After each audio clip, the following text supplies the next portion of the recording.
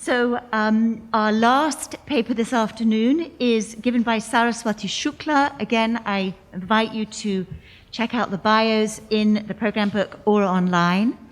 And Sarah's joining us remotely. We think we see her there. And her title today is The Harpsichordist in 2021, Systemic Challenges to Inclusion and Diversity. Please join me in welcoming Saraswathi Shukla.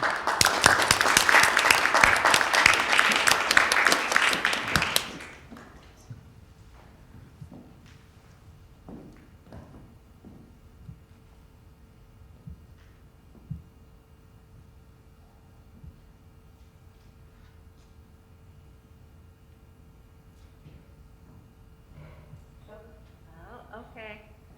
Audio adjustment.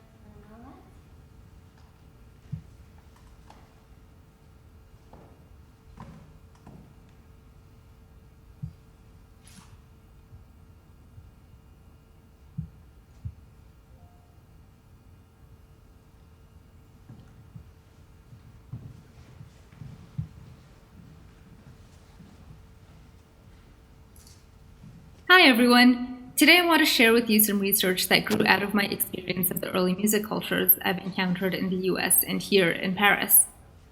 In my abstract, I made the claim that international soloists programmed in America are often vetted and approved first by European cultural institutions, especially French ones.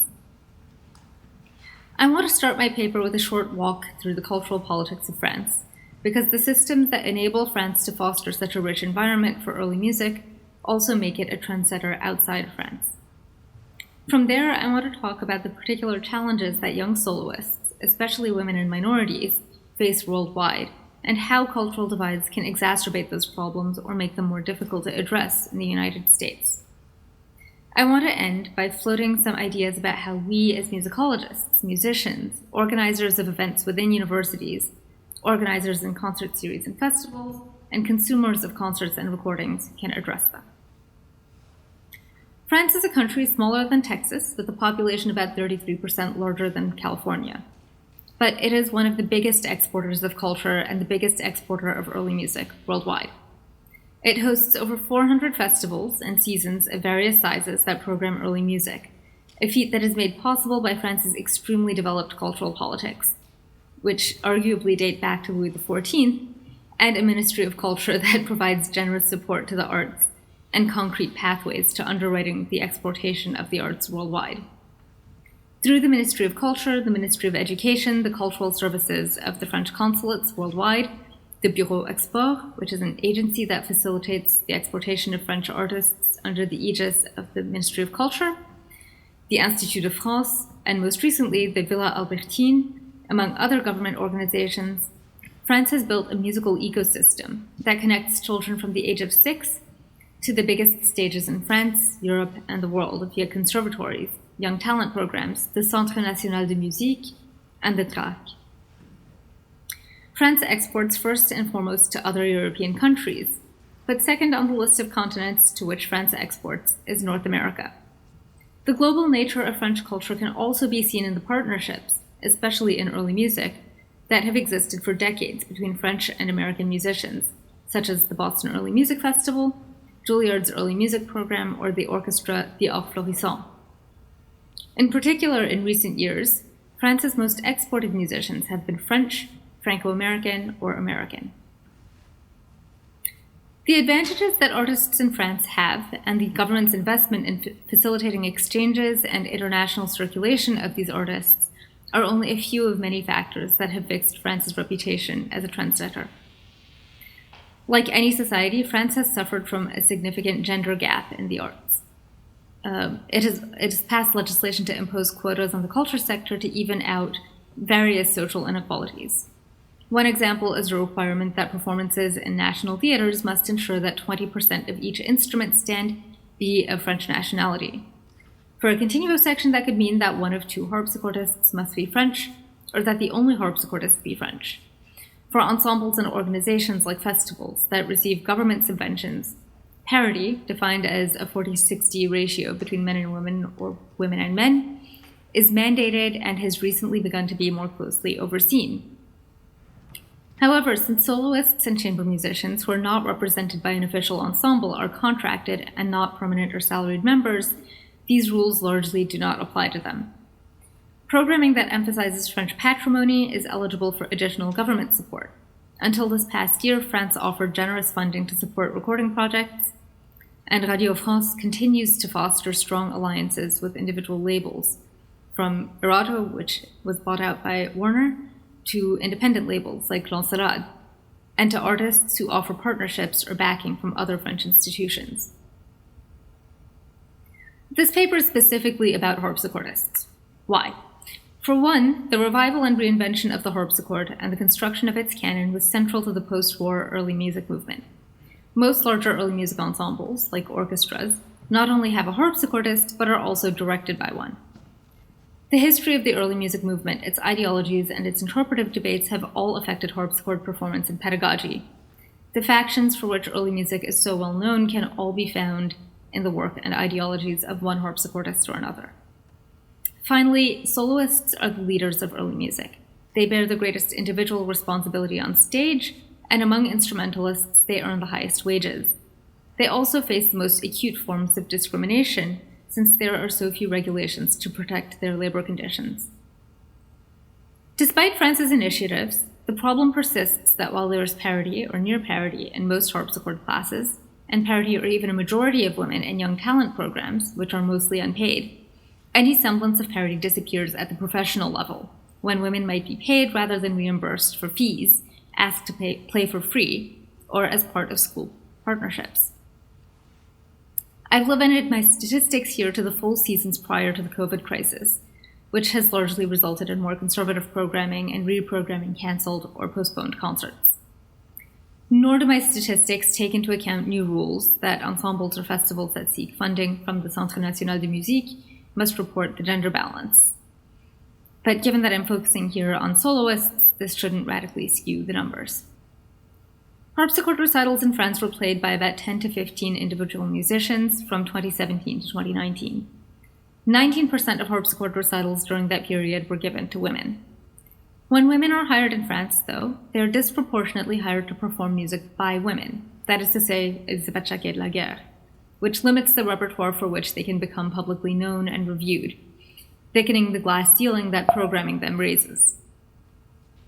Most graduates from French harpsichord classes redirect their attention to teaching, accompanying, becoming repetitors, knowing that the solo and orchestral work for which they have trained will likely not arrive.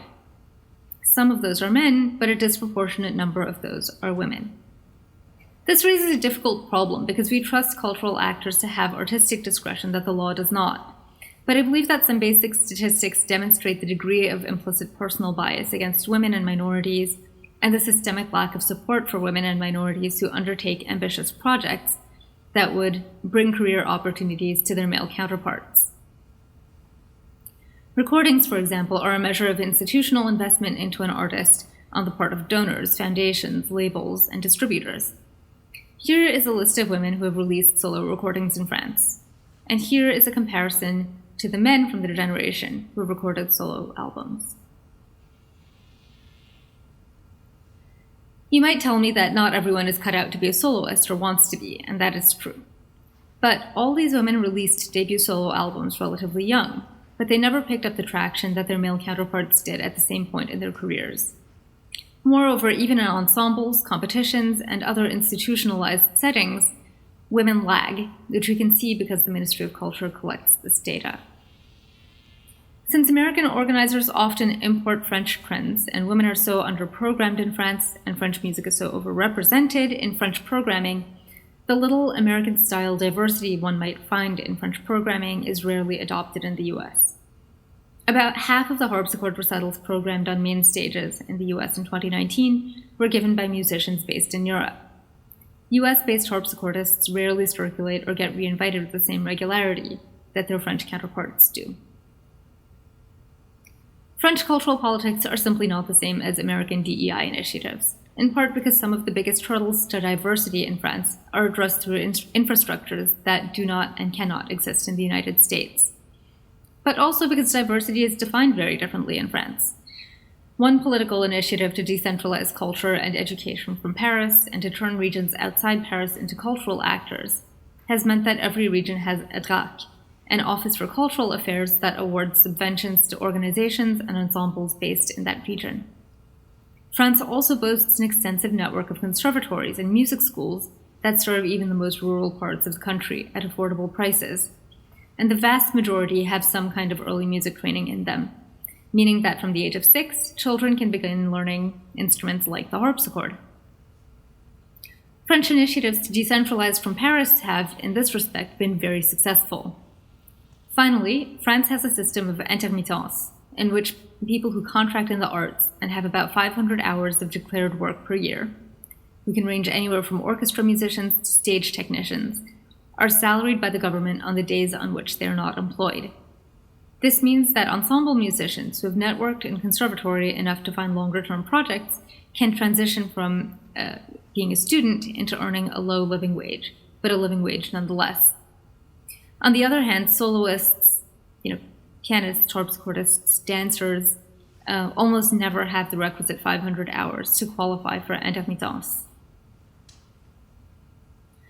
Since the arts are so lightly regulated in the United States, it's hard to adapt these top-down measures to the American market. French quotas and social initiatives in the arts do not align well with American initiatives to encourage women and minorities to get into early music, either, like EMA's social media drive, Faces of EMA, for example. Few systems are in place for their longer-term support, and most of the onus of diversification ultimately falls on minorities. They are the ones who must consider progressive programming, selling those programs, and surviving financially for long enough to make an impact. On the rare occasions that they garner enough attention to reach mainstream classical music critics or seasons, however, they are evaluated on a different scale, on canonic works, technical capacity, virtuosity, media attention, and the ability to have marshaled audiences and resources, like competitions, prizes, other institutional backing. These are the very domains in which we know that women and minorities suffer. A male harpsichordist playing the Goldberg variations is more likely to be reviewed than a woman. Firstly, because women are less often programmed to perform the Goldberg variations, although many of them do play them, and they're relegated to niche repertoires. But also because when women are programmed, it is disproportionately for the historical or political interest of their programs, rather than their own musical or interpretive qualities. Male musicians frequently defend unknown or underappreciated repertoires, but they usually do so only once their own talent has been validated and their career secured. Women and minorities, on the other hand, are expected to engage in this form of activism without having the opportunities to achieve the landmarks and milestones that validate their male counterparts, that might close the wage gap, and that might afford them comparable recognition outside early music. One concert organizer in charge of a festival specifically devoted to the theme of femininity rejected a concert proposal from a woman on the grounds that the theme only applied to women of the past and not to female interpreters today, but that they would be programming a woman to perform the music of Elisabeth Jacquet de la Guerre. A former critic in France once told me that if I was a harpsichordist, I should give up on a career sooner rather than later and turn towards musicology instead. Happily, I am not a harpsichordist, a professional harpsichordist. More so than in mainstream classical music, the question of diversity in early music catches on its own engagement with the past. There's a sense in which women and minorities are asked to find mirrors of themselves in the past, trailblazing figures who are unjustly limited in their opportunities, ignored, or forgotten. When they do engage with what we consider to be mainstream repertoire, which oftentimes is still the repertoire that brings minorities to classical music in the first place, they suffer from a double accusation. On the one hand, that they are not good enough to take on the challenges of mainstream canonic repertoire, and cannot and should not be compared to their male counterparts. And on the other hand, that they are in some way betraying themselves and their cause if they do not take a primary interest in historical representations of themselves, a preoccupation that ultimately must prove demoralizing. Our political interests in diversifying the canon, which I believe are extremely important, also drive soloists who are already struggling in this industry into a difficult corner that requires significant personal and financial resources to navigate. How can we responsibly encourage women and minorities to enter these markets without offering ways to make it possible for them to stay in these industries as professional musicians? As the fissures between musicology and the music industry grow, where do we leave musicians? How can we work at the level of concert organizing to treat musicians at the beginnings of their careers better in order to give them the opportunities to succeed? A few initial recommendations for organizers might begin by 1. Prioritizing compensating young and underprivileged artists to allow them to stay in the business. 2. We must critically examine how we define diversity and how we evaluate it on a global scale.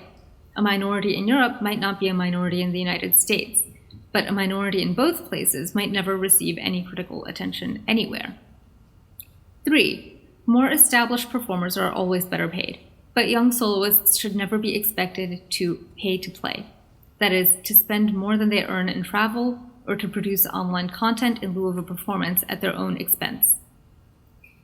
We should be aware that digital media is a tool that once democratized early music through the dissemination of videos and recordings, but it has also given large labels and agencies the ability to wield disproportionate power that can make up-and-coming artists, without those resources, look unprofessional. Nor should these artists be expected to play for free or for a fee that does not reflect their efforts, achievements, or the demands of their programs. 4. We ought to look closely at young artist programs that ask musicians to pay for opportunities that offer prestige but rarely follow through on the promise of future compensated booking. In France, young talent programs exploit talented students, and especially women, for free concerts. In the United States, young talent programs in voice have already received critical attention, but this has not been extended to instrumental soloists. 5. In the same way that universities provide the resources to enable graduate students and junior faculty to succeed, concert organizers must also offer young artists the work conditions necessary for them to perform to the best of their abilities. There is no reason for them to be punished for not already being established by asking them to perform in the poorest of conditions. And finally, we ought to hire minorities to perform big repertoire that allows them to be seen on national and international stages, and also in order to break down the associations between canonic and non-canonic works and performers of particular profiles, just as we seek for established performers to participate in expanding the canon. To conclude, I want to encourage all of us to consider early music not as a form of engagement with the past, but rather as a mid-20th century subculture that is experiencing the growing pains of rejoining a mainstream classical music industry as it becomes more mature, more mediatized, more lucrative, more competitive, and especially more global.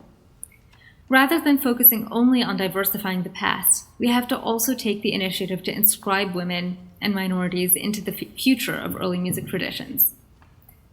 Our present now is our future's past. We can memorialize the women and minorities who overcame obstacles in the past, but we can't change the limitations their educations, careers, and reputations suffered. And it would be dangerous to forget how industrious these musicians were and how much they did achieve.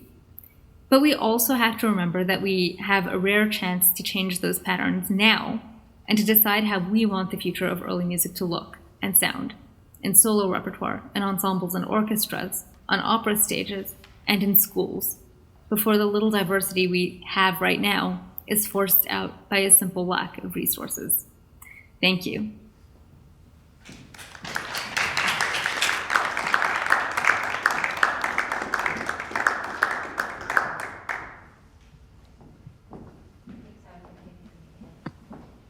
Thank you, Sarah. That was extremely thought-provoking and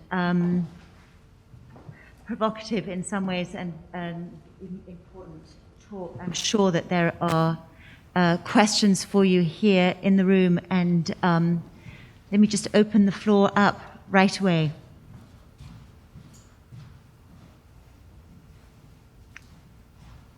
We have a microphone, so wave if you can't hear, Sarah, okay? Hi, Sarah. I don't know if you can see me. I hope you can hear me at least.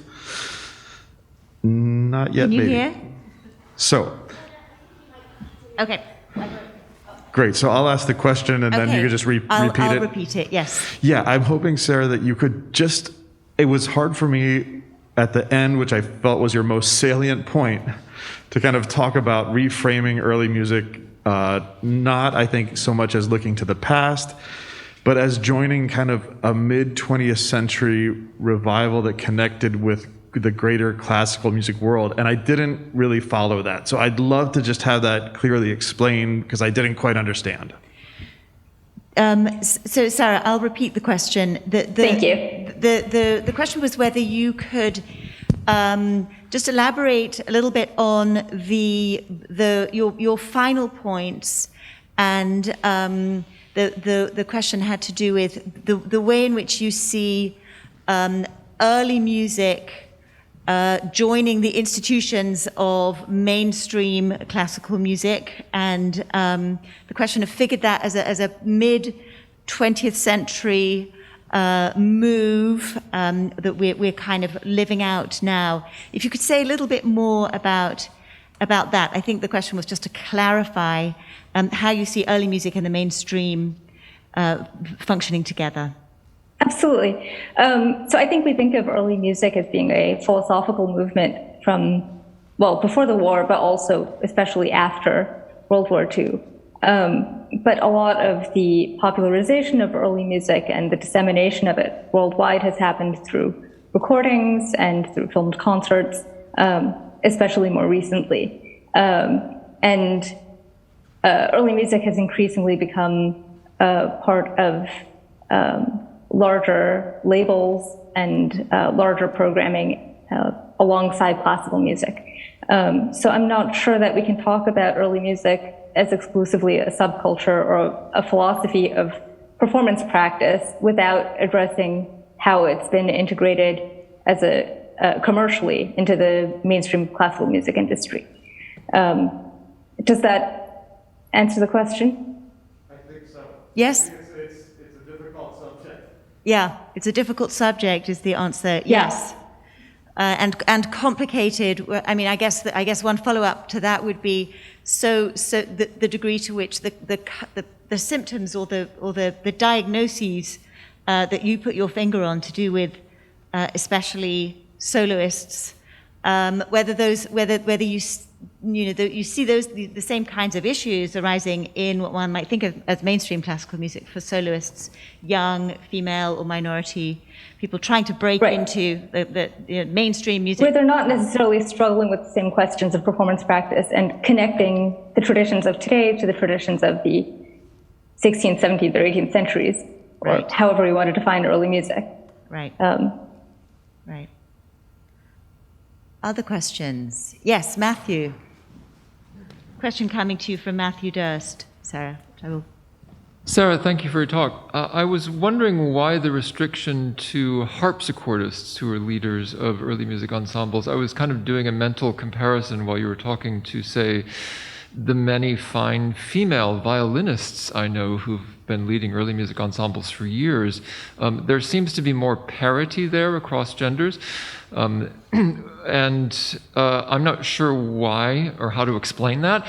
Does it have to do with the differing ways we recruit violinists and or harpsichordists at the collegiate level, or something just about the professions themselves and the distinctions between the harpsichord playing and violin playing that promotes more success at the professional level and indeed at the leadership level among women for violinists? I think I could hear that question. Did you want to repeat it anyway, or? No, go ahead. Okay. I'll trust you. There are absolutely plenty of ensembles that are directed by other instrumentalists. I still think that there's a majority of ensembles that are directed by keyboardists, just because of the nature of basso continuo. I do think that there's more parity among violinists, and especially ensembles that are led by violinists, because they have the option of performing more with other ensembles. They're able to be employed on a number of different levels earlier on. There are very few auditions for harpsichordists. When an ensemble is auditioning, they're usually not auditioning the keyboardists. There are also fewer of them per ensemble, especially if we're talking about orchestras. So I think there's just less circulation and more pressure on a soloist to really only do solo work or chamber music early on. Okay, great, thank you. There was another question at the back. Yes. I have one question from the YouTube virtual audience. Okay, can you hear, Sarah? No, it's a bit echoey. It's a bit echoey. Okay.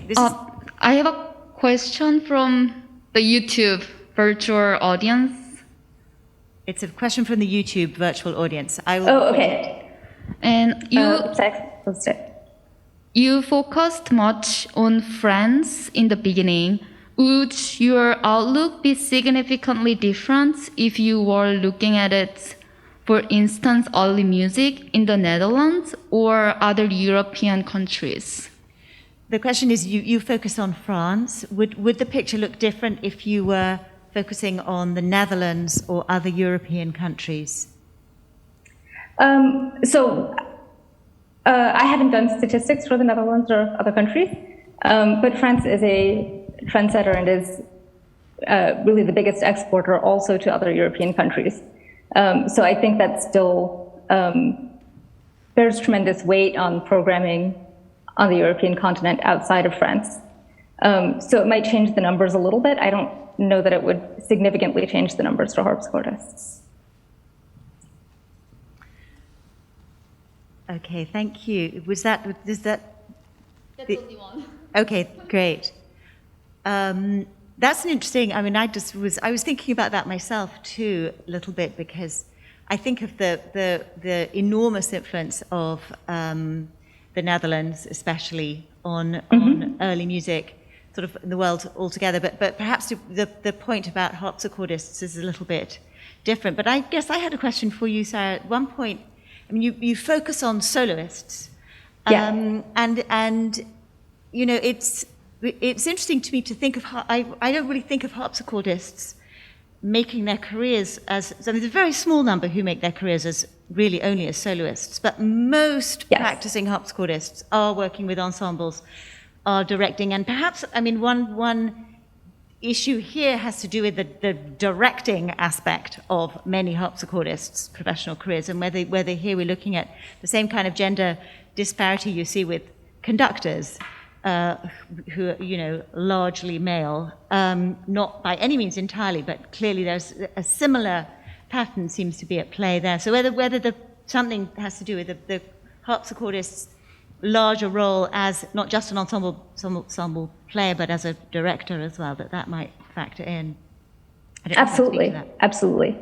There's definitely overlap there. I believe that there's a statistic from the Ministry of Culture that shows that about 5% of keyboardists in orchestras, so that includes modern orchestras as well, are women. So that's still an extremely low percentage. Yeah. But I think that there's less and less overlap between harpsichordists who perform in ensembles in France and those who are soloists. Interesting. Maybe that's a French thing. I don't know. Any other questions? Possibly, but then the exportation question becomes how that gets translated into other early music scenes, given how easily French culture is exported through these systems of cultural export. Comes a question. So. Any other questions in the room here? What's our time situation? I think we have time for one more question, probably. In fact, I saw a hand up. Alex, did you want to ask? The microphone is being handed around. I was just kind of curious. You know, you looked a lot at the beginnings of careers and that transition point. I'm curious if there are any statistics about like younger people starting the instruments. Is some of this coming because teenagers are predominantly male who are taking harpsichord lessons, for example? Like I'm comparing to organ, and you think even at a college admission level, if you don't have people coming in and auditioning who are females or minorities, even if you want to change who you're admitting, you might not have a lot of options. So how much is coming from really that beginner level, and does France have statistics on that? Did you understand? Did you hear the question, Sarah? Not all of it. Okay, No. so the question put briefly has to do with the very beginning stages of music education. Does France have statistics on who's learning which instruments when they come in? So with the organ, the comparison is a lot of the people who start learning the organ as teenagers are male. Right. And does France have statistics about who is learning the harpsichord? And is this actually a problem that starts right early on in music education? I haven't found recent statistics for this, but from basic observation, the real drop-off point happens at the professional level, so after the young talent cycles. But that is actually the next step for me, that I wanted to have more precise data about what the gender balance in these classes is. Yeah. But from what I've observed, it's roughly half and half. Right. Very interesting. Very interesting. Fantastic. Good. I think at this point we should call it. This is just a fantastically interesting work, Sarah, and we'll look forward to the next stage of the project and hopefully to a publication out of it. And let us all thank Saraswathi very much. Thank you very much for having me, and I'm happy to answer any questions by email as well. So. Thank you. All right, I've been told to tell everybody that there's fresh coffee outside the door, and Pamela looks as if you have a announcement too. The coffee service might be removed at 5 o'clock. Okay, so we yes. can take that opportunity right away. And then we have a couple of committee members who are on standby to transport people from Central Campus to North Campus for the concert this evening. That would be meeting in front of Hill Auditorium right here at 7:30. But we do need a count to know how many people need transport. So during the break, I will have this on the registration table. Please sign up. There's one for Thursday and one for Friday. So if you know you need both, sign up for both right now, and then we can organize with the committee what to do. And thank you so much, Annette, for moderating, and Pleasure. to all of our brilliant presenters this afternoon. Thank you. And maybe we could take this opportunity to say congratulations to you for your amazing recital earlier on that you did.